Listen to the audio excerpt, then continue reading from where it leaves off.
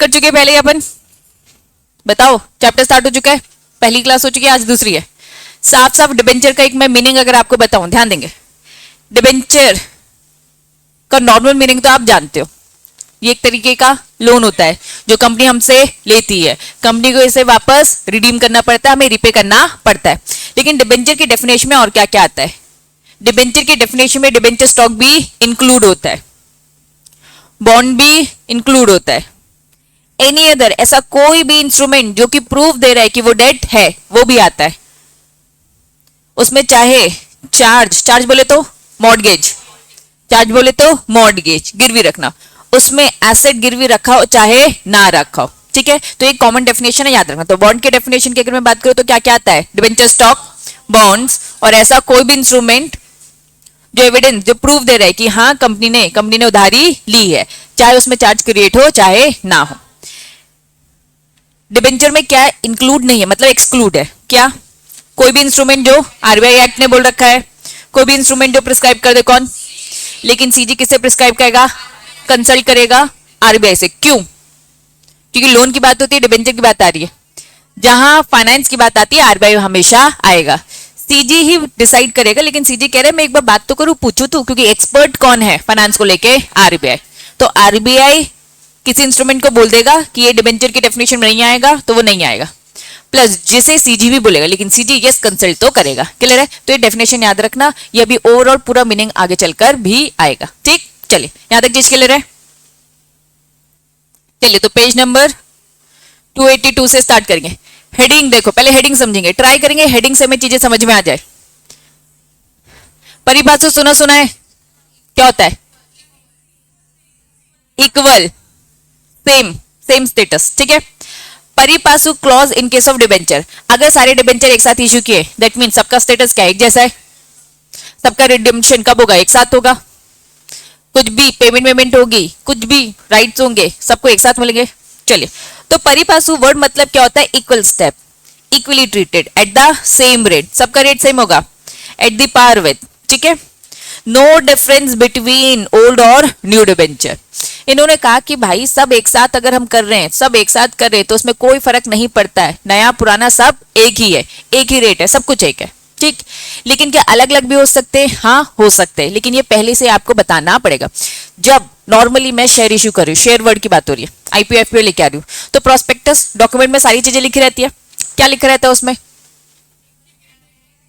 कितने का है, क्या है, प्रेफरेंस है, इक्विटी है, जो प्रोस्पेक्टस में सारी चीजें डिटेलिंग लिखी रहती है। सेम बच्चा डिबेंचर में भी, डिबेंचर में भी सारी फॉर्मेलिटीज पहले से ही उसके डॉक्यूमेंट में लिखी होगी। तो क्या लिखा है? परिभाषा नॉट यूज, अगर वर्ड ही यूज नहीं किया परिपासु दैट मींस वो अब सेम नहीं है, ठीक। Debenture will be payable to the date of issue, जिस डेट में इशू किया है उसका अलग होगा, अलग अलग टाइम पे किया है तो बच्चा वो अलग होगा, अलग रेट ऑफ इंटरेस्ट हो सकता है।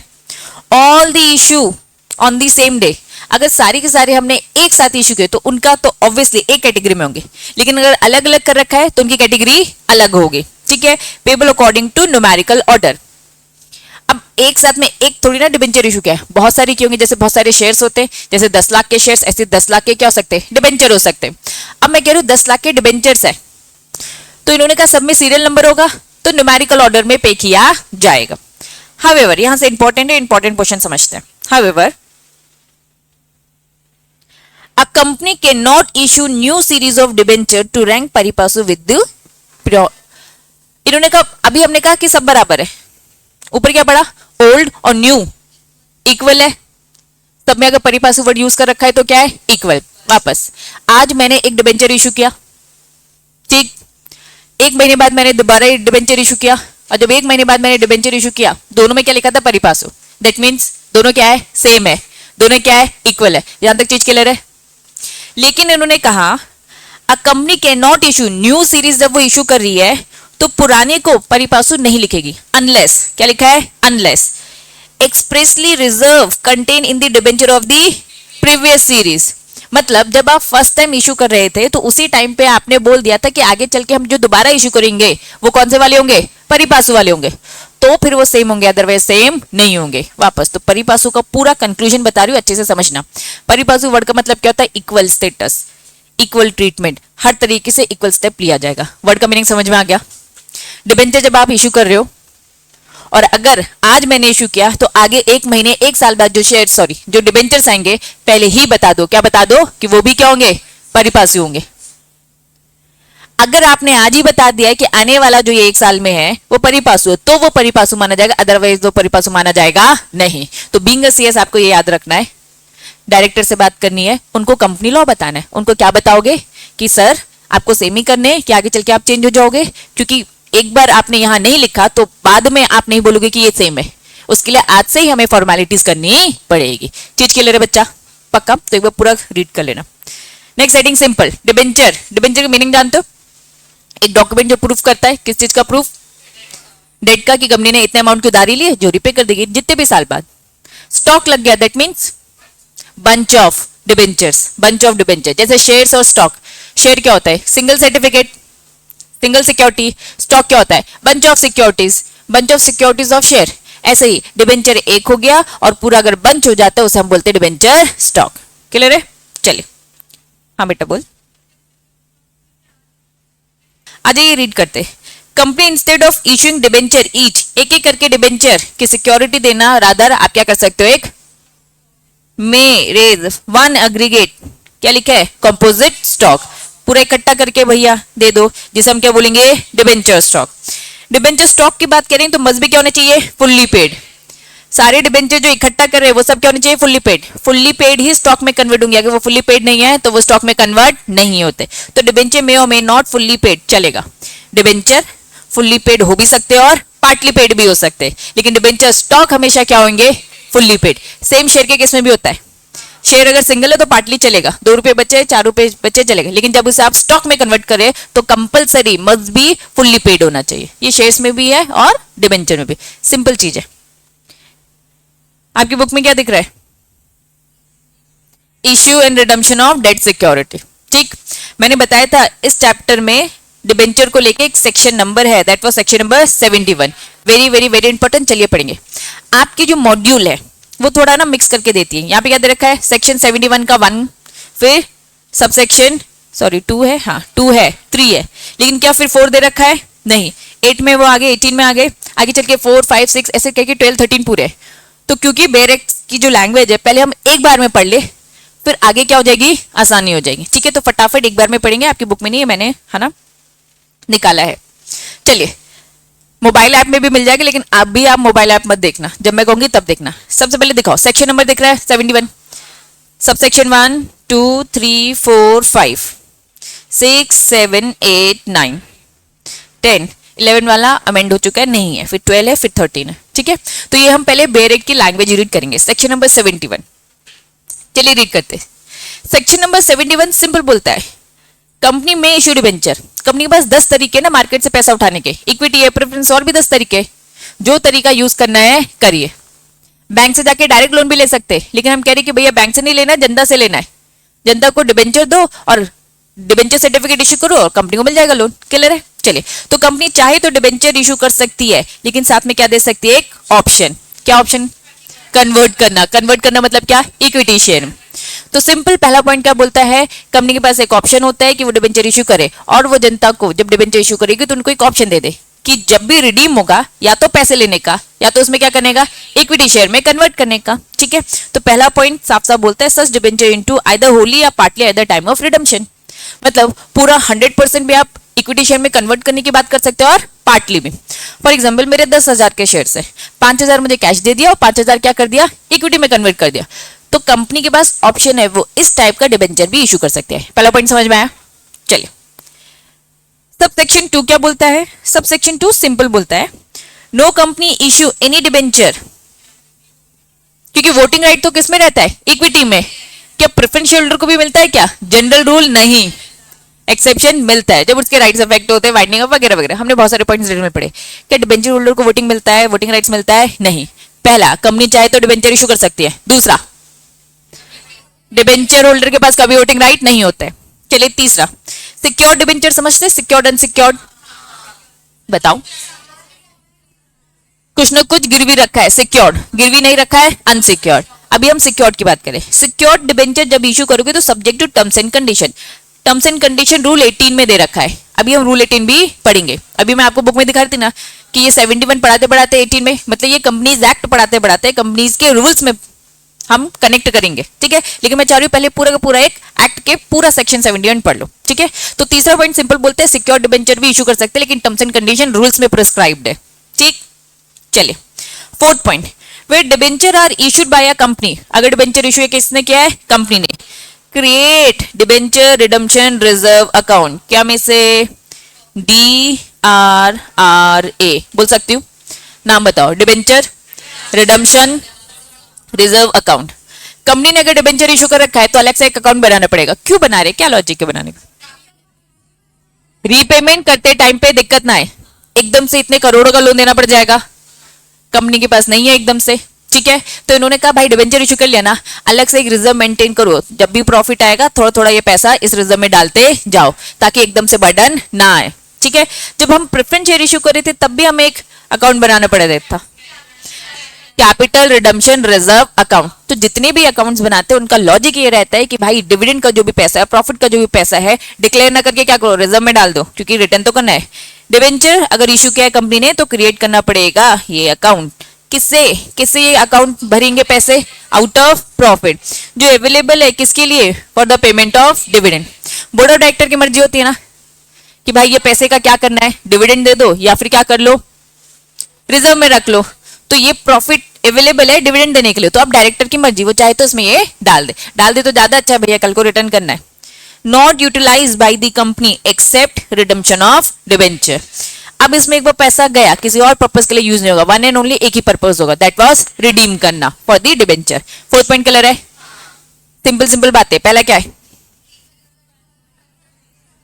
ऐसे डिबेंचर इशू कर सकते हैं जो कन्वर्ट हो सकते हैं। दूसरा, वोटिंग राइट नहीं होती है। सिक्योर डिबेंचर इशू कर सकते हैं, टर्म्स एंड कंडीशन रूल में देखने का। Fourth point, redemption debenture redemption reserve account बनाने का आउट ऑफ प्रॉफिट, क्लियर है। इस पैसे को यूज एक ही पर्पस के लिए कर सकते हैं, रिडम्पशन।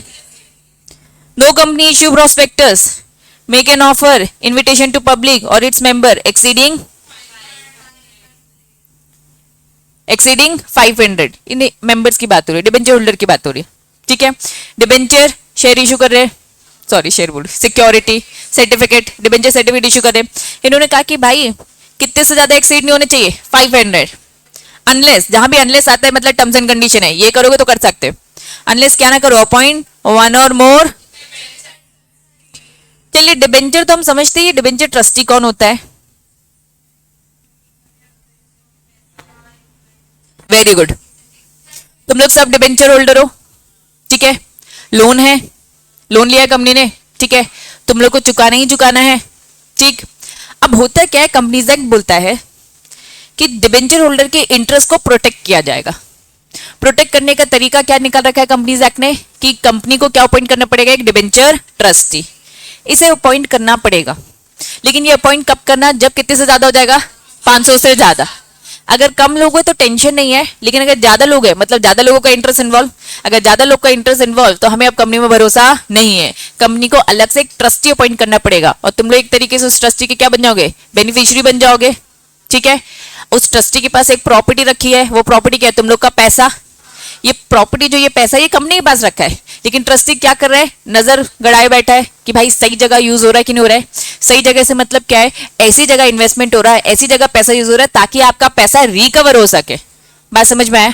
तो एक कब अपॉइंट करना है, जब ज्यादा, कंपनी को एक करना है या एक से ज्यादा करना है, कंपनी की कॉल है, ठीक।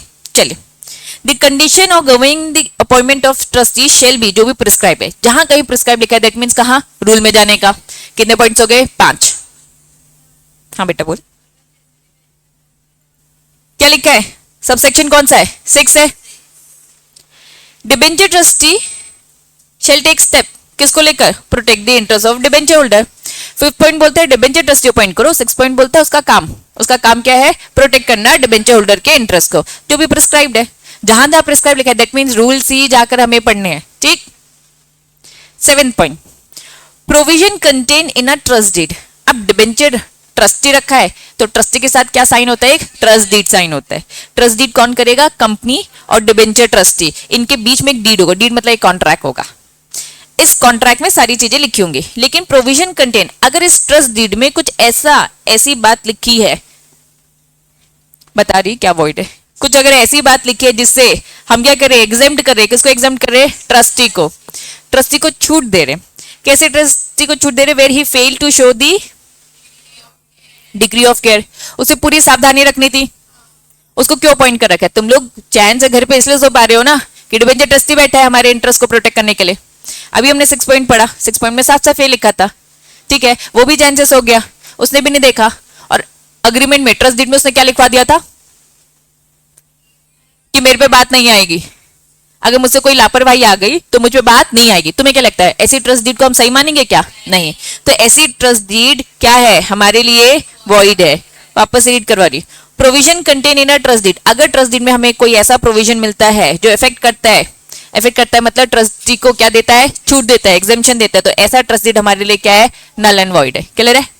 चलिए, provided that liability of the debenture trustee exemption, इन्होंने कहा एग्जेम्पशन मिल सकती है, be agreed by the majority of the debenture holder, अगर मेजॉरिटी ऑफ डिबेंचर होल्डर ने हाँ बोल दिया, मेजॉरिटी से मतलब क्या है, नॉट लेस देन 3/4, मतलब ये डिबेंचर्स क्या कर रहे, क्या पास कर रहे, क्या ये एसआर पास कर सकते क्या, एसआर पास तो कौन कर सकता है, मेंबर्स, ये तो मेंबर्स नहीं होते है ना, तो 3/4 ही बोलना, एसआर भूल कर भी मत बोलना, ठीक है। चले, 3/4 वैल्यू टोटल डिबेंचर, तो 3/4 लोग अगर हाँ कर देते, अब ये 3/4 लोग हाँ क्यों करेंगे, एक बार लॉजिक सोचो, वो अपनी तरफ से पूरी मेहनत करोगे फिर भी कहीं कोई चूक रह गई, तो अगर 3/4 के लोगों को लगता है कि नहीं ये डिबेंचर ट्रस्टी जेन्युइन है तो उसे माफी मिल सकती है, अगर उन्हें लगता है ये तो नालायक है, ये भी सो गया था, तो फिर ये जाएगा।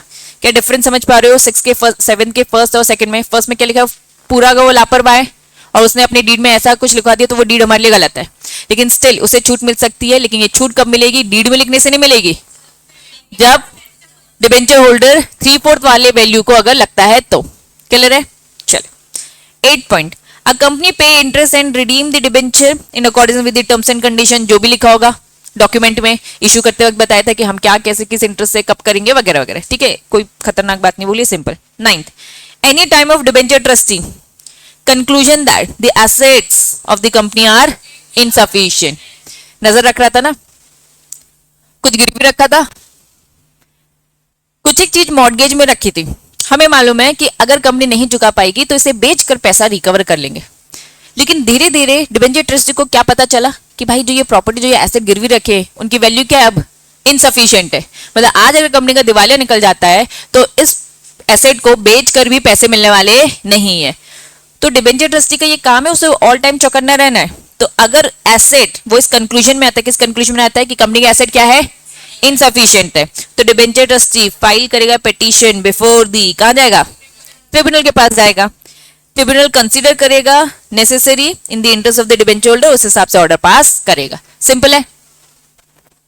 चलिए 10 point, company fail to redeem the debenture, maturity का टाइम आ गया, रिडीम नहीं कर पाई, they mature, hello hello hello आ रही है आवाज, चलिए, on the date of the maturity या फेल टू पे इंटरेस्ट, मतलब कंपनी ना प्रिंसिपल दे पा रही है ना इंटरेस्ट दे पा रही है, कुछ भी नहीं दे पा रही, तो ट्रिब्यूनल क्या करेगा, on the application of any और ऑल द डिबेंचर होल्डर, या फिर डिबेंचर ट्रस्टी, किसी ने भी शिकायत करी हो, सारे डिबेंचर होल्डर्स ने करी हो या फिर उसके बिहाफ में ट्रस्टी ने की, ऑर्डर पास करेगा। ऑर्डर पास करने का क्या कि डिबेंचर्स को रिडीम करना तो पड़ेगा कैसे भी, अब आपको जो करना है करिए। 11 पॉइंट कुछ भी नहीं है, 12 क्या बोलता है, और contract with the company enforce decree, jiggle में क्या पढ़ लिया है आपने, डिक्री वर्ड पढ़ लिया है, डिक्री और ऑर्डर में जरा बताओ डिफरेंस। चलो, तो डिक्री, क्योंकि अभी जिगल नहीं है तो उतने मैं डिफरेंस में नहीं जाऊंगी, ठीक है, तो डिग्री एक तरीका क्या होता है, ऑर्डर ही होता है ना, लेकिन अब तुम लोग लॉ के स्टूडेंट हो चुके हो, बहुत डिटेलिंग पढ़ चुके हो, तो डिफरेंस पता है तुम्हें, ठीक, तो ये अपने पास ही रखो तुम लोग। चलो, तो ऑर्डर है, ऑर्डर किसको लेकर है, स्पेसिफिक परफॉर्मेंस, तो कुछ नहीं, क्या किया है कंपनी ने, क्या किया बताओ नलायको, 12 पॉइंट क्या बोलता है, कॉन्ट्रैक्ट विद द कंपनी, जैसा कि कॉन्ट्रैक्ट हुआ था, कॉन्ट्रैक्ट में लिखा था स्पेसिफिक परफॉर्मेंस करना पड़ेगा, जो मांगोगे वो आपको मिलेगा, that was specific performance. Next, CG के पास बहुत खतरनाक वाली पावर है जो प्रिस्क्राइब्ड है, कहां प्रिस्क्राइब्ड होगी, रूल्स में। सिक्योर करेगा वो डिबेंचर्स को, debenture trustee deed, procedure, inspect, trust deed, obtain copy, जो उसे चाहिए वो सारी चीजें वो उसको लेकर रूल रेगुलेशन बना सकता है। सीजी कुछ भी कर सकता है। क्लियर है? पक्का? तो फटाफट क्विक रिवीजन। सबसे पहला पॉइंट क्या बोलता है? कंपनी ऐसे डिबेंचर इशू करेगा जिसे क्या किया जा सकता है? कन्वर्ट। डिबेंचर होल्डर के पास वोटिंग राइट नहीं है। सिक्योर्ड अनसिक्योर्ड दोनों क्रिएट करने पड़ेगा। सॉरी, DRRA फुल फॉर्म बताओ? Debenture redemption reserve account. Appoint करो DT, डिबेंचर ट्रस्टी। अब वो क्या काम करेगा? प्रोटेक्ट करेगा इंटरेस्ट। क्या बनाओ? एक ट्रस्ट डीड। पेमेंट इंटरेस्ट और रिडम्पशन करना पड़ेगा। DT अप्रोच करेगा NCLT को if assets are insufficient. NCLT order pass करेगा इफ कंपनी फेल टू पे। क्या ऑर्डर पास करेगा कि भैया दो। 11th नहीं है, contract with the company, specific performance देना पड़ेगा। और फाइनली कंपनी के पास प्रिस्क्राइब्ड रूल्स है। क्या ये बात समझ में आ गई? क्लीन कर दूं इसे? नहीं, लिखना नहीं है। फटाफट मुझे बताओ, सेक्शन 71 का सब सेक्शन 1 पढ़ पाओगे? फटाफट पढ़ो, जल्दी पढ़ो और मुझे बताओ समझ में आ रहा है क्या। चलिए, तो अब यहाँ पे हम पूरी डिटेलिंग के साथ पढ़ेंगे। सेम लिखा है, कंपनी क्या कर सकती है? डिबेंचर इशू कर सकती है, ऑप्शन 2 कन्वर्ट। लेकिन उन्होंने कहा इसके लिए क्या करना पड़ेगा आपको? भाई डिबेंचर इशू कर रहे हो ना, कन्वर्ट वाले कर रहे हो, ये जो डिबेंचर कन्वर्ट कर देंगे इक्विटी में, मतलब ये कंपनी के मालिक बनने वाले। तो जो ऑलरेडी मालिक है उनसे पूछोगे नहीं क्या? पूछना पड़ेगा। चलिए फटाफट सब सेक्शन 2 रीड करो। No voting rights. 3 क्या था?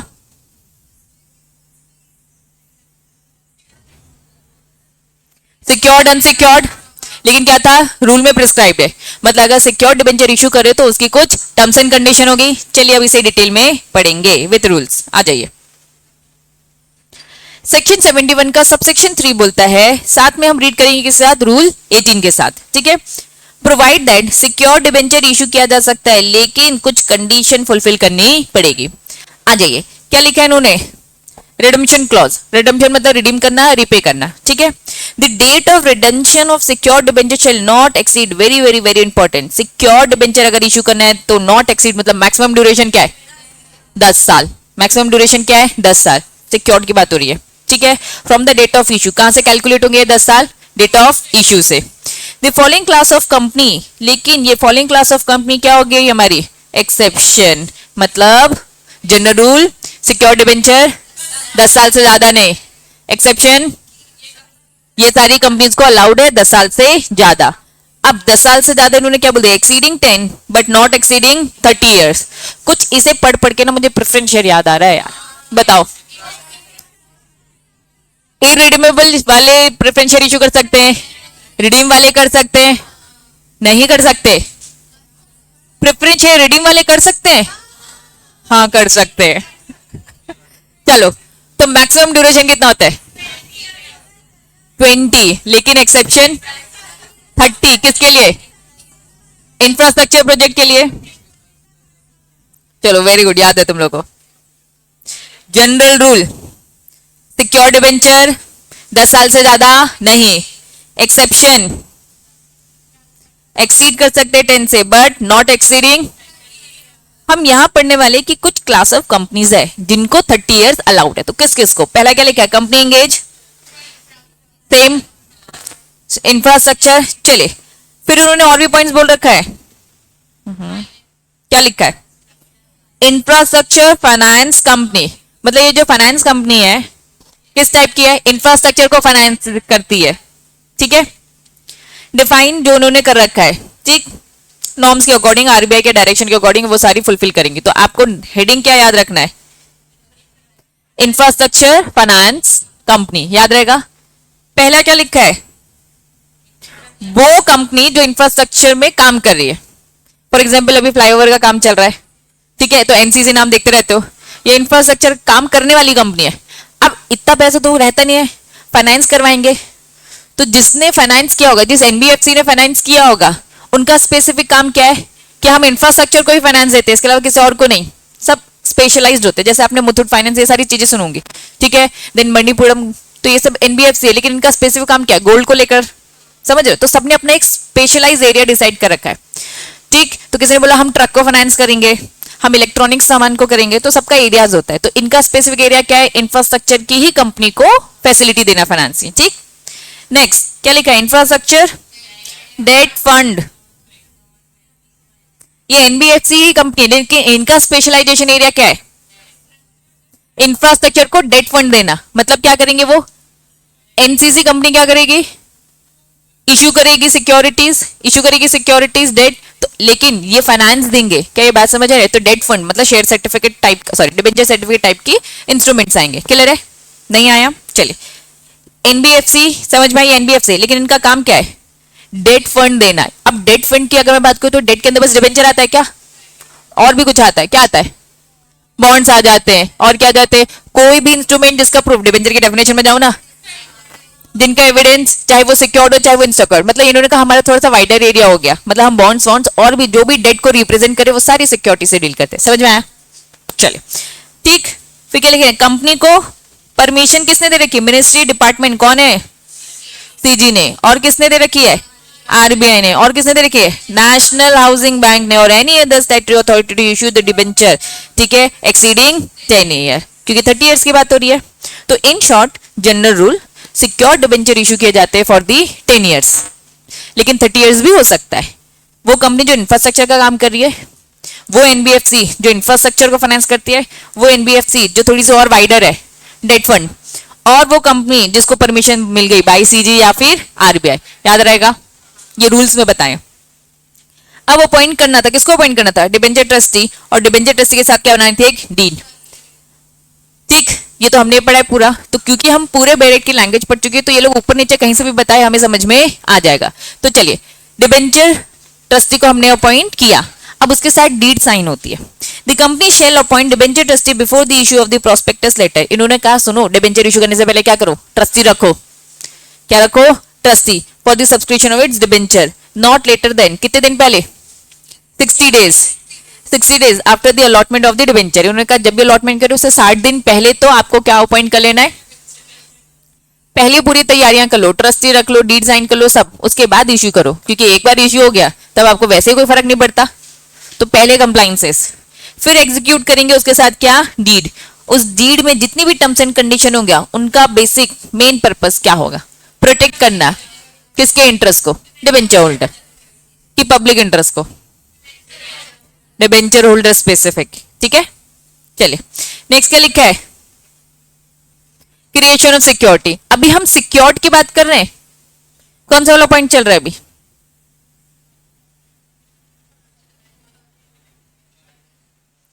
71 का सबसेक्शन 3 चल रहा है, और सबसेक्शन 3 किसकी बात बोलता है, सिक्योर्ड, सिक्योर्ड की बात कर रहा है, सिक्योर्ड प्रिस्क्राइब। तो उन्होंने कहा सिक्योर्ड के लिए 10 साल है, 10 की जगह 30 भी हो सकता है, अपॉइंट भी करो, पहले ही अपॉइंट करके रख लो, और क्या बोल रहा है, सिक्योरिटी भी क्रिएट कर लो। क्या लिखा है, issue of secured debenture shall be secured by the creation of charge. What do you mean by charge, अपने वाला चार्जर मत समझना, ये कौन सा वाला है, मॉर्गेज। टेक्निकली ये क्या होता है, मॉर्गेज, कुछ ना कुछ गिरवी रखना, charge on the property, asset, company या फिर सब्सिडी होल्डिंग कंपनी, जिसमें तुम्हें रखना है रख लो, दी सफिशिएंट होना चाहिए अमाउंट ताकि रिपेमेंट हो जाए विद प्रिंसिपल के साथ विद इंटरेस्ट। क्लियर है, पक्का। अब रूल 18 ही चल रहा है, 18 का 1D क्या बोलता है, security for the debenture by way of charge या फिर mortgage shall be treated in the favour of debenture trustee. भाई ये सारी चीजें किसके फेवर में होगी, डिबेंचर ट्रस्टी, मतलब डिबेंचर ट्रस्टी का मेन काम है ना ये देखने का, ठीक। तो एनी स्पेसिफिक मूवेबल प्रॉपर्टी, ठीक है, कंपनी की या फिर कंपनी की होल्डिंग की या तो उसकी सब्सिडी या फिर उसकी एसोसिएट या फिर अदरवाइज, मतलब इन्होंने कहा देखो कुछ ना कुछ गिरवी रखना है, जिसका भी रखना है रखो, हमें कोई फर्क पड़ता नहीं है, बस कुछ ना कुछ गिरवी रख लो, चाहे इसी कंपनी का हो, इसकी होल्डिंग का हो, सब्सिडी का हो, एसोसिएट का, फर्क नहीं पड़ता। Any specific immovable property whether situated, जहां भी है, वेयर एवर सिचुएटेड, और एनी इंटरेस्ट देयर इन, मतलब आप गिरवी क्या रख सकते हो, मूवेबल प्रॉपर्टी भी और इमूवेबल। सिंपल लैंग्वेज बोलो तो मूवेबल इमूवेबल जो रखना है रखो। मूवेबल में क्या जाएगा, अच्छा ठीक है, पहले इमूवेबल में क्या जाएगा, पूरी बिल्डिंग ही चली जाएगी, जमीनें जा सकती है। मूवेबल के एग्जांपल दो, स्टॉक्स, वेरी गुड, जिस चीज का बिजनेस कर रहे हो, फॉर एग्जांपल साबुन बनाने का हमारा काम है, तो सारे के सारे स्टॉक में जितने भी सोप्स हैं वो सारे के सारे क्या देंगे, गिरवी है। लेकिन अब ये गिरवी कैसे है हम डिटेल में पढ़ेंगे। दो टाइप की गिरवी होते हैं, दो टाइप के चार्ज होते हैं, एक फिक्स्ड होते हैं और एक फ्लोटिंग होते हैं। फिक्स मतलब जो रखे हैं, फ्लोटिंग मतलब भाई अगर पूरे के पूरे सब तुम लोगों ने फिक्स कर दिया तो अब क्या करें, बेचेंगे कैसे? तो फ्लोटिंग भी होता है कि भाई जो करंटली अवेलेबल होगा, लेकिन कंपनी का जब दिवालिया निकलता है तो फ्लोटिंग क्या होता है, फिक्स में कन्वर्ट हो जाता है, अब नहीं बेचना तुम, ठीक है, मुसीबत आ गई है, अब तो हमारा रिकवर नहीं हो पाएगा, इससे तुम फिक्स हो जाओ। क्लियर है? तो चार्ज एक पूरा चैप्टर है, अलग से डिटेल में पढ़ेंगे। ठीक, चले तो मोबाइल इमोबाइल सब कंपनी की खुद के अंदर फर्नीचर फिक्चर्स भी तो होंगे, वो भी तो हो सकते हैं, बुक्स रिकॉर्ड्स ये सब भी गिरवी, यस रिकॉर्ड बुक्स ये सब भी गिरवी रख दिए जाते हैं, और भी जो दूसरे डॉक्यूमेंट्स होंगे वो सब भी गिरवी रख दिए जाते हैं, क्योंकि हमें आप पे भरोसा नहीं, ये सारी चीजें हम जब्त कर लेंगे, सबसे सब डॉक्यूमेंट में सब। ठीक है, इन केस कौन सी कंपनी, एनबीएफसी समझते हैं, जो बैंक होती है, एनबीएफसी बैंक होता है, नाम में काम छुपा है कि हम बैंक नहीं है लेकिन बैंक जैसे काम करते। Non banking finance company, charge mortgage as जैसा उन्होंने ऊपर बताया, may be create any movable property, कुछ भी। ठीक है, in case of any issue debenture by the government company, अब देखो किसने किया डिबेंचर, किसने इश्यू किया, गवर्नमेंट कंपनी। फटाफट रीड करो क्या बोलता है।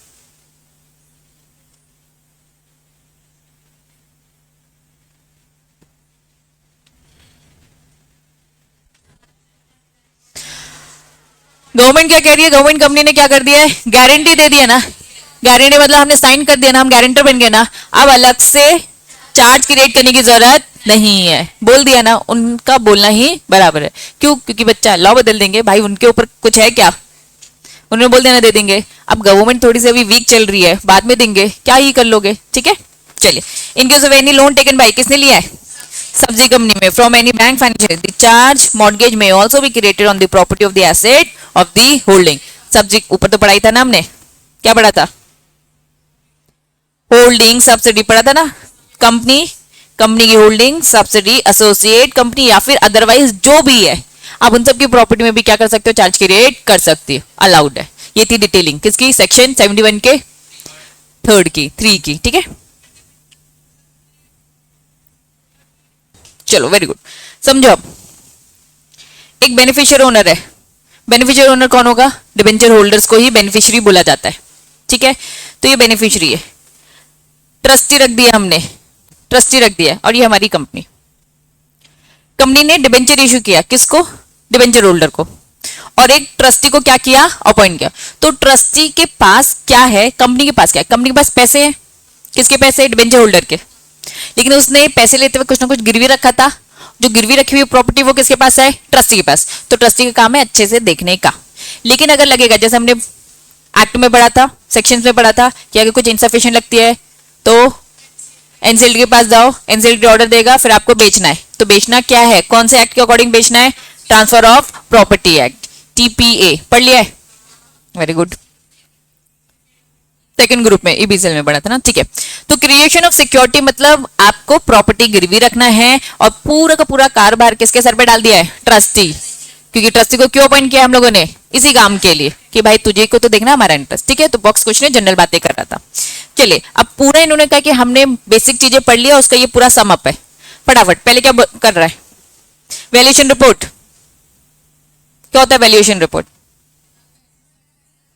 जो प्रॉपर्टी गिरवी रख रहे हो सफिशिएंट होनी चाहिए, तो ये जो वैल्यूएशन रिपोर्ट है ये तैयार करके देगा, कौन देगा, एक registered value, registered value convertible debenture issue है इन केस नॉन, जो भी है, तो no dilution of the share holding in case of the share capital, valuation securities जो भी है। इन्होंने कहा मॉरल ऑफ द स्टोरी, अगर सिक्योर रख रहे हो तो हमें एक बार पहले वैल्यूएशन करना पड़ेगा, तो वैल्यूएशन रिपोर्ट तैयार करनी पड़ेगी, उसके लिए एक बंदा होता है, दैट वाज रजिस्टर्ड वैल्यूअर। ठीक है, चलिए, अब कंपनी को डिसाइड करना है, तो सबसे पहले कौन सी मीटिंग हो, जनरल मीटिंग की बोर्ड मीटिंग, बोर्ड मीटिंग हमेशा होगी। ठीक है, बोर्ड मीटिंग में कंसीडर अप्रूव किया जाएगा कि चलो डिबेंचर इशू करना है, आइडेंटिफाई किया जाएगा कि group of the person to whom the debenture are propose, किसको देना है, देन अप्रूव किया जाएगा, क्या अप्रूव किया जाएगा, ऑफर लेटर, ऑफर लेटर तैयार किया जाएगा जिसमें सारी टर्म्स एंड कंडीशन लिखी होगी, जिसमें परिपासु लिख भी सकते हैं और नहीं भी, क्या था परिपासु क्लॉज, आगे आने वाले शेयर्स भी क्या होंगे, सेम टाइप के होंगे। ठीक है, चलिए, तो उसमें डालिए, फिक्स करो, क्या फिक्स करो, डे, डेट, टाइम, एजेंडा, किसका, जनरल मीटिंग का, ताकि उसमें हम क्या पास करें, एसआर, क्योंकि हम ये अब कन्वर्टेबल करने वाले, ओनरशिप है ना बटने वाली है, तो भाई इससे अच्छा पूछ लो उनसे, अप्रूव करवाओ, क्या, draft notice of general meeting, notice general meeting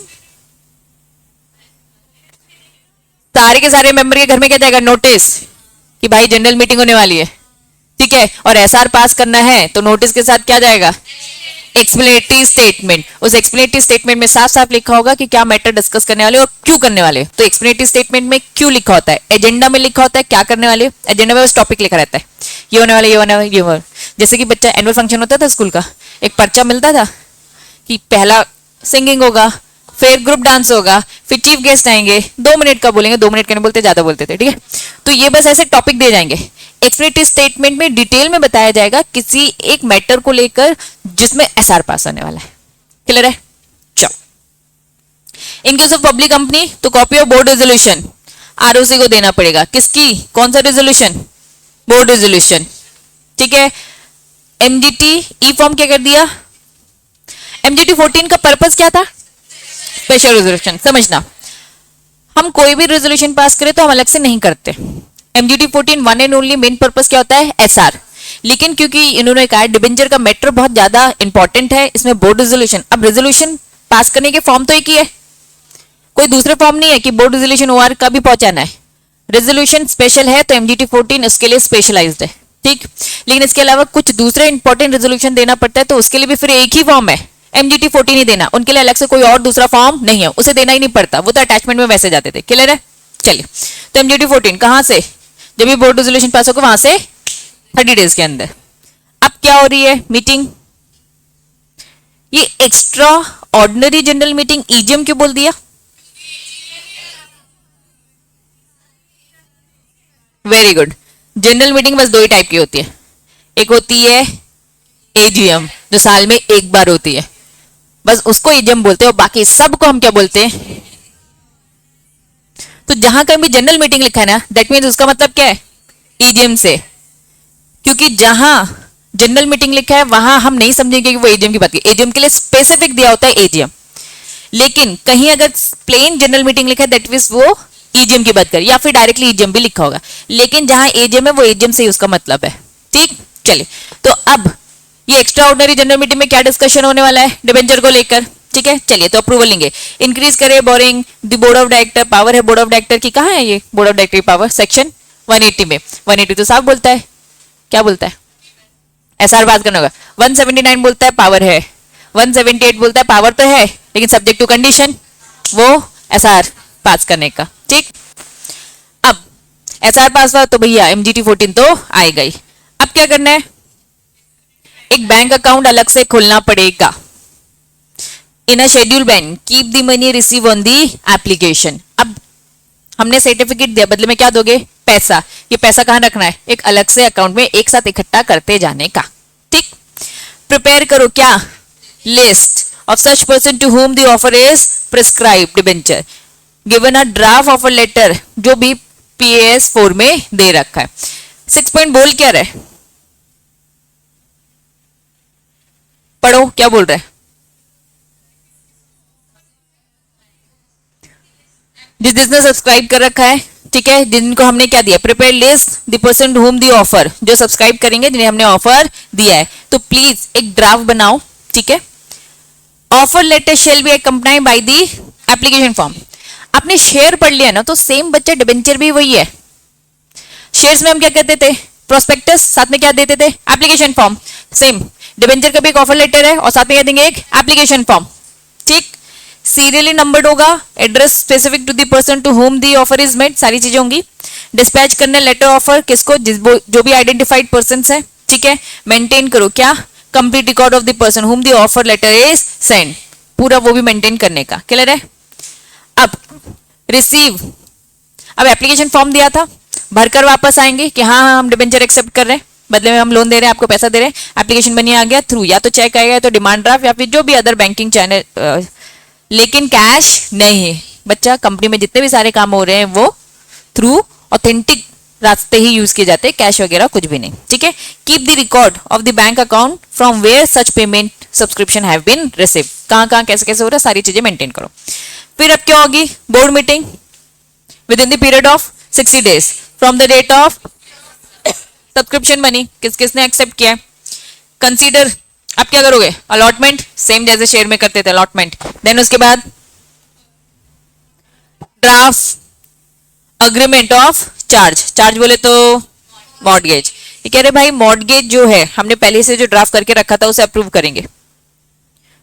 charge create authorise, ठीक है, the director of the signing. अब क्या करेगा सेम, पहले हम ये तो देख ले कि पैसे आ गए हैं, पैसे आ गए, अब हम गिरवी रखने जा रहे हैं, तो जो भी ऑथराइजेशन दे रखी थी जिस भी डायरेक्टर, वो अब सिग्नेचर करके इसमें चार्ज क्रिएट हो जाएगा। क्लियर है?